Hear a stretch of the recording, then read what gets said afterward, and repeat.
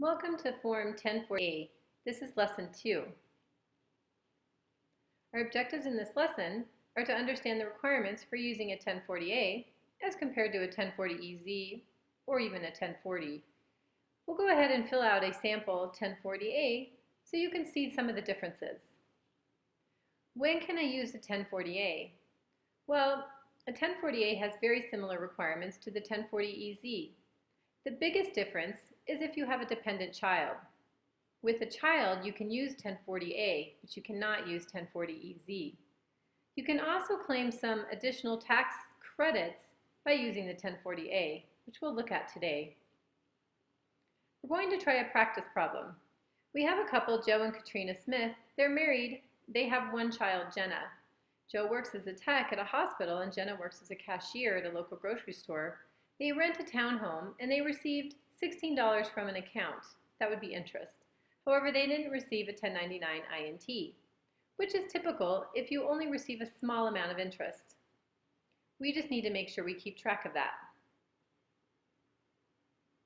One other important difference between a 1040A and a 1040, which we haven't looked at, is whether you rent or own a home or townhome, some property. If you rent, you can use a 1040A. If you own a home or some other living property, then you'll need to fill out a 1040A because you may be able to itemize, and we will be talking about that in our next lesson. Here is W-2 from Joe Smith from St. Anthony's Hospital. We'll want to make sure that we pay special close attention to the federal income tax withheld number. We'll need to pull that off. Same thing with his wife, Katrina. We'll need to make sure that we record this 1080 or keep this close so we can look at it when we're filling out our tax return. Now, do they qualify for the earned income tax credit?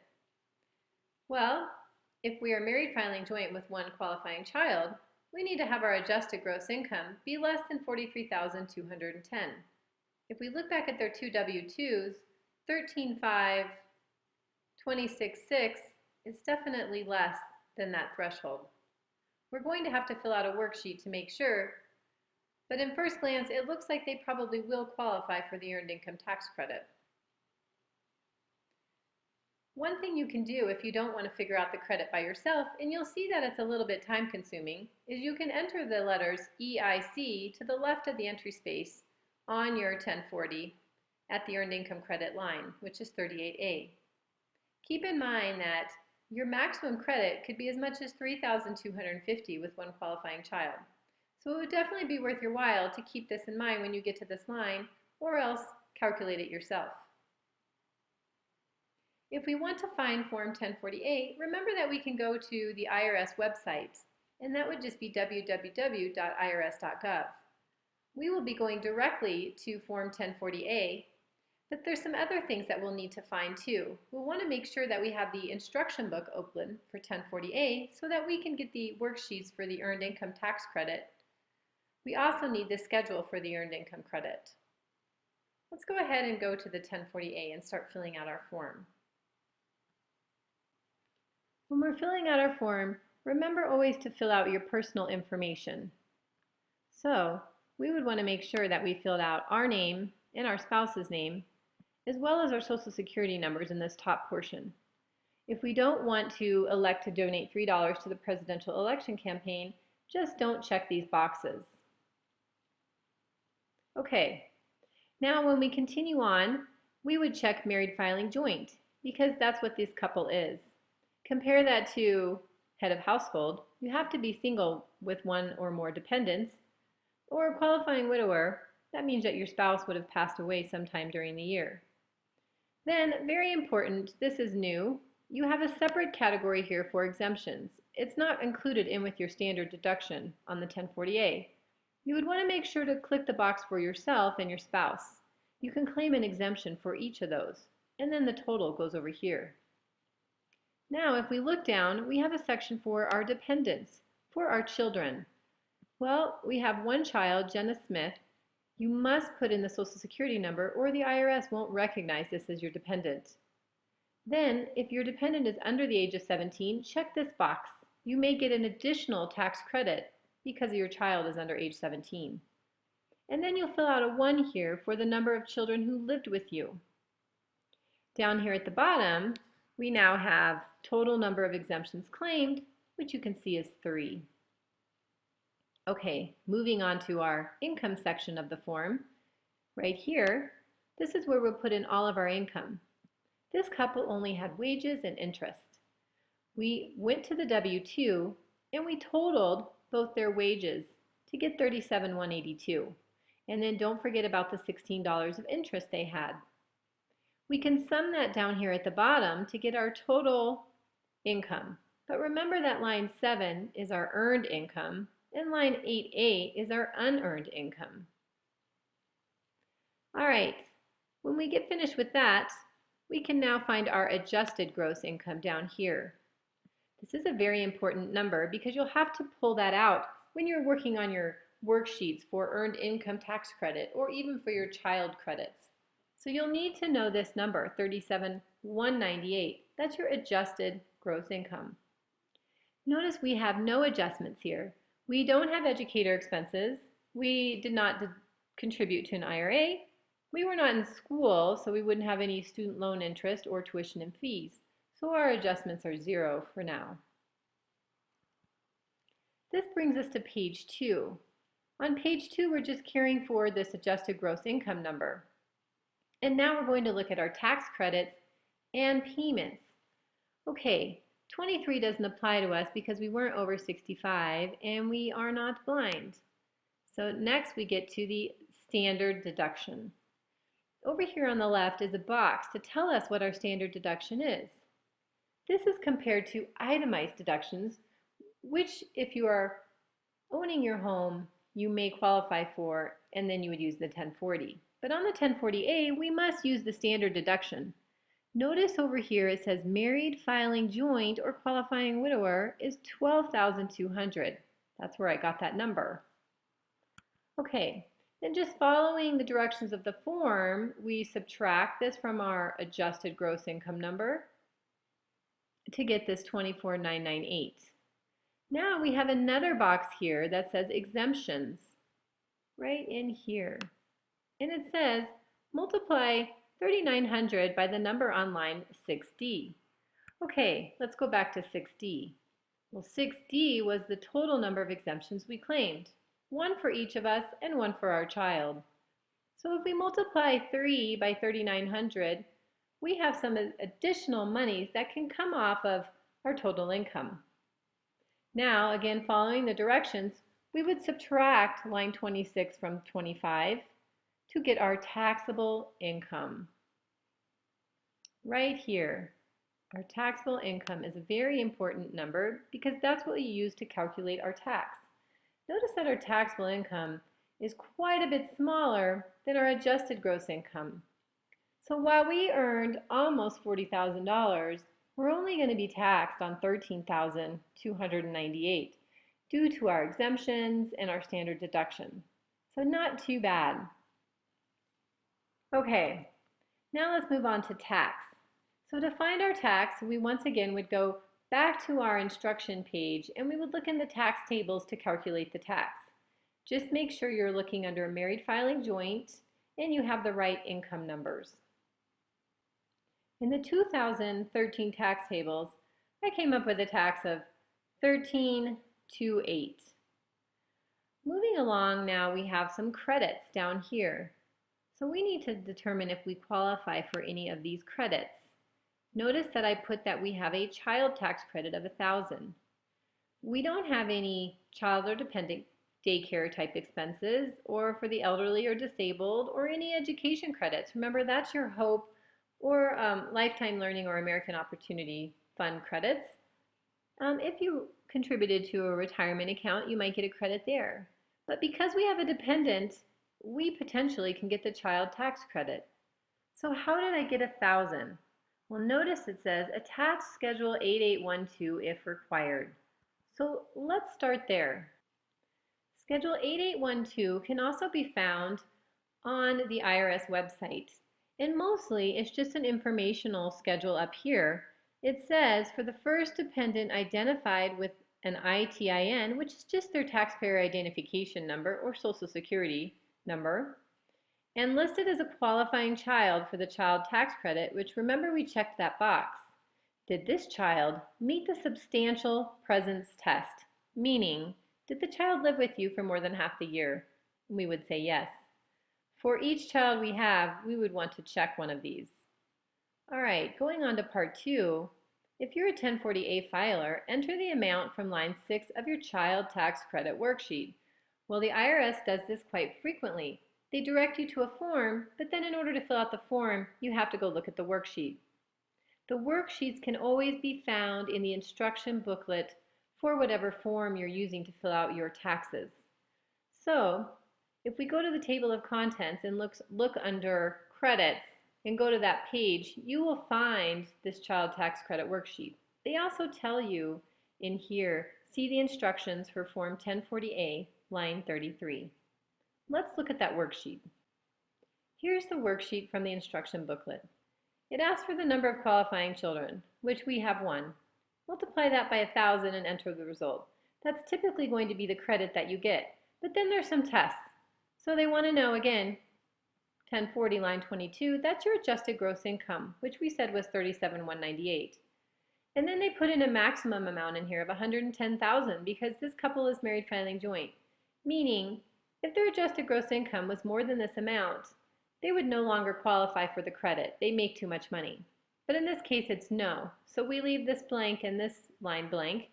And then we go to the very last line. Is the amount on line 1, which is the 1,000, more than the amount on line 5? And that would be yes. So we would subtract 0 from that to get a tax credit of 1,000. Then it says enter the result. Go to part 2. If we look at part 2, it says enter the amount from 1040A, line 28. Okay, this is just our tax liability. This is the tax we found in the tax table.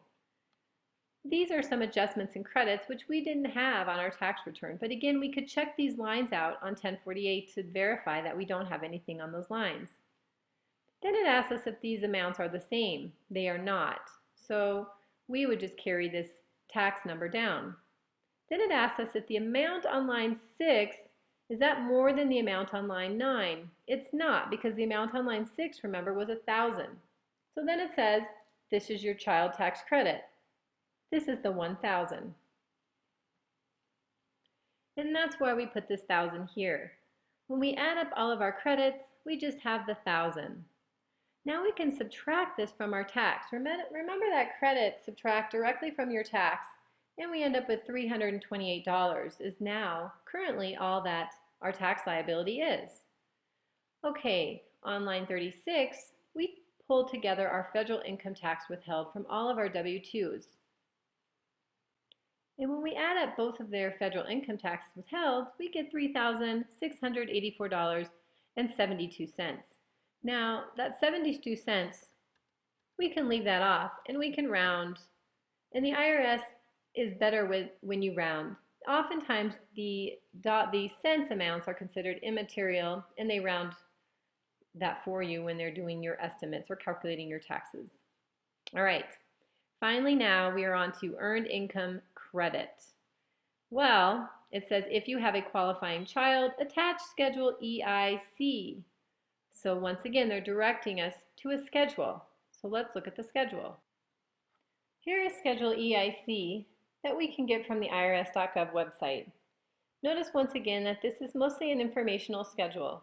So we would fill out our taxpayer's name, and we would fill out both of their names up here at the top, along with the primary taxpayer Social Security number. So in this case, it would be the husband's.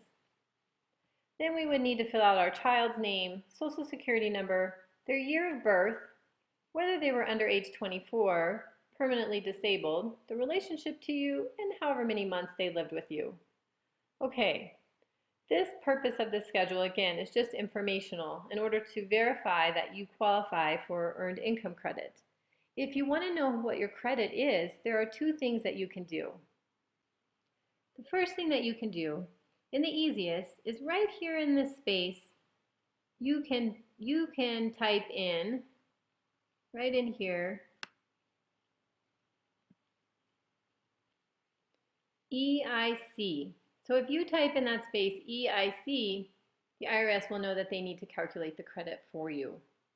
The other thing you can do is go to the instruction booklet and once again, look at the worksheet and try to figure it for yourself. If we run through this, number 1 says enter your earned income from step 5. Well, earned income we know is our wages, so I just put that amount in. Then it says look up the amount on line 1 in the earned income tax credit table to find the credit.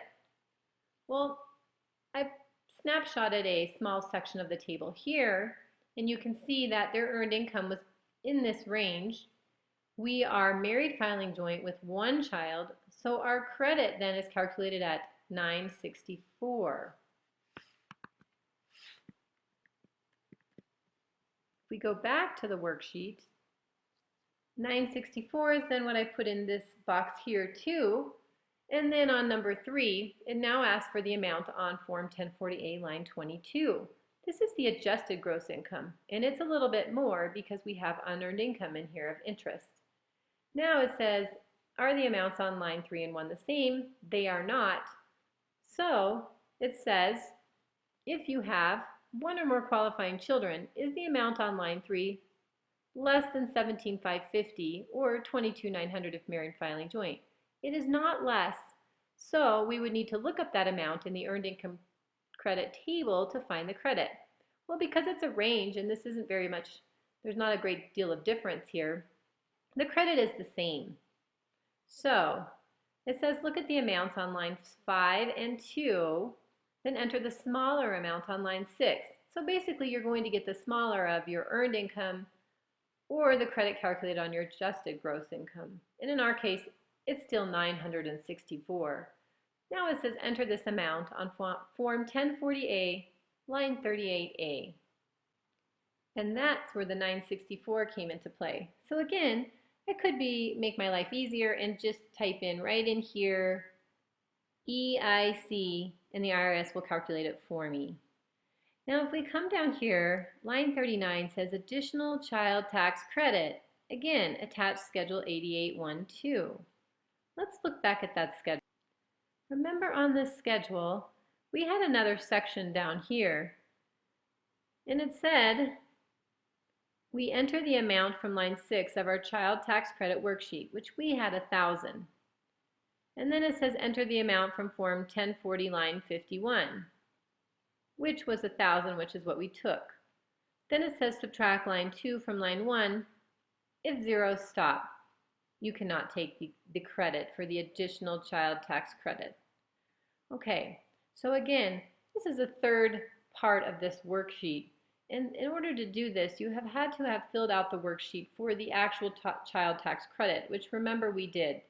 So it can be a little bit tricky, but if you follow the directions and you just make sure that you are doing it sequentially, you should be okay. Moving back to our tax return, we don't get an additional child tax credit, so we would then add up all of our payments. We paid $4,648, which includes our credit, and then the amount that we overpaid, well, here's our total tax on line 35, and we have payments of $4,648. So if we subtract the two, you can see that we overpaid by $4,321. That's pretty good considering when you think about our withholdings. Let me just highlight those. Here's our withholdings. So we're going to get back more than what was actually withheld from our paycheck. And that has to do with the child tax credit as well as our earned income credit. So the IRS does have some things in place to help you if you don't make quite enough money. All right, and that concludes our lesson today on the 1040A. So hopefully you are able to calculate and fill out your own 1040A if you qualify to use this form.